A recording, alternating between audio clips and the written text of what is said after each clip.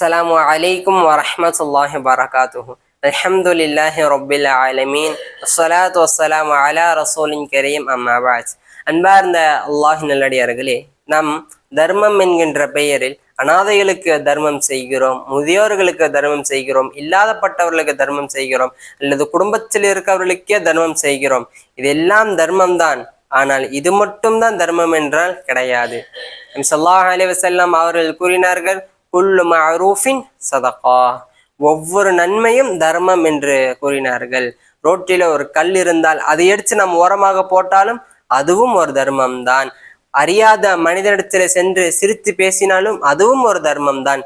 கணவன் மனைவிக்கு ஊட்டி விட்டாலும் அதுவும் ஒரு தர்மம் தான். நாம் தாய் தந்தையிடத்திலே அமர்ந்து அன்பாக பேசினாலும் அதுவும் தர்மம் தான். இப்படி நாம் நிறைய நன்மைகள் செய்ய செய்ய இந்த அத்தனை நன்மையுமே தர்மம் என்று அல்லாஹ்வின் தூதர் ஸல்லல்லாஹு அலைஹி வஸல்லம் அவர்கள் கூறினார்கள்.